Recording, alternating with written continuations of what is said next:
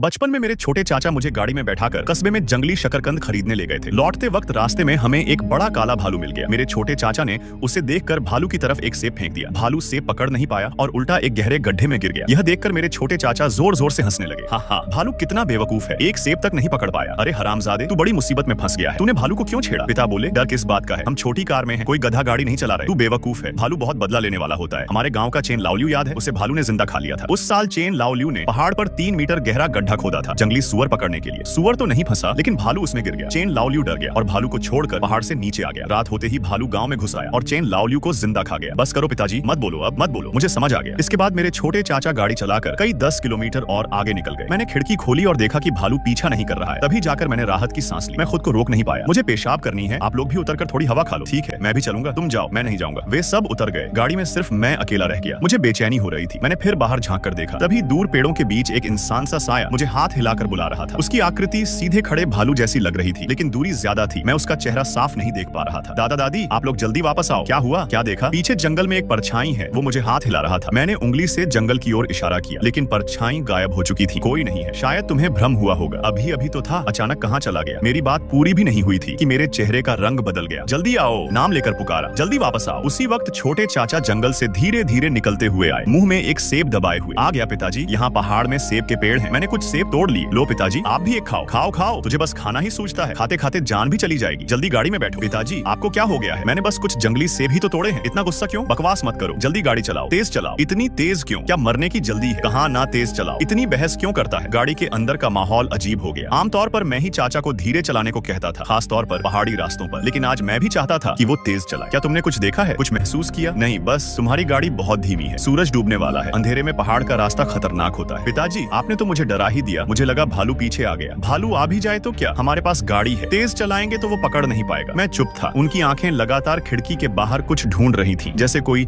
अनहोनी होने वाली हो। खिड़की बंद कर दो। क्यों, इतनी गर्मी है? मेरे छोटे चाचा की बात खत्म भी नहीं हुई थी कि सड़क किनारे की झाड़ियों से एक जंगली सुअर अचानक दौड़ पड़ा। चाचा को संभलने का मौका भी नहीं मिला। सुअर 5-6 मीटर दूर जा गिरा। गाड़ी रेलिंग से टकरा गई। हरामी सुअर, लगता है गाड़ी खराब हो गई है, मुझे उतरकर देखना होगा। मत उतरो, जल्दी गाड़ी भगाओ। नहीं हो सकता, तेल टैंक टूट गया है, पेट्रोल बह गया तो फिर उतरना पड़ेगा, वरना पीछे से कोई गाड़ी टक्कर मार देगी। उतरने के बाद मेरे छोटे चाचा सड़क किनारे खड़े होकर गाड़ियों को हाथ दिखाने लगे, लेकिन कोई भी नहीं रुका। सूरज डूबने ही वाला था। मैं घबराहट में पांव पटकने लगा। सब तुम्हारी वजह से हुआ। अगर तेज न चलाते तो सुअर से नहीं टकराते, गाड़ी भी न टूटती। अगर वही भालू आ गया तो हम जिंदा कैसे बचेंगे? इतना कहते ही झाड़ियों में हलचल हुई। वही सड़ी गली बदबू फिर फैल गई। भालू आ गया? चुप, ऐसी बातें मत कहो। हम 50 किलोमीटर आ चुके हैं, भालू कैसे पहुंच सकता है? मिंगजी, तू लंबा है, आगे जाकर देख क्या हाल है। ना नहीं, मैं नहीं जाऊंगा, मुझे डर लगता है। यह कहकर मेरे छोटे चाचा दादी के पीछे छिप गए। मिंगजी, तू मजबूत है, आगे खड़ा रहे, भालू पास नहीं आएगा। अगर आ गया तो हम लोग ज्यादा हैं, वो हिम्मत नहीं करेगा। भालू बहुत चालाक होता है, डर दिखाया तो हमला कर देगा। पिताजी, मुझे तो भालू दिखाई नहीं दे रहा। भालू आ गया है, कोई हिले नहीं, कोई भागे नहीं। तभी झाड़ियों से एक काला भालू कूदकर बाहर आया। उसने सिर उठाकर हम सबको घूर कर देखा, जैसे हमें तौल रहा हो। जल्दी सब लोग अपने हाथ ऊपर उठाओ।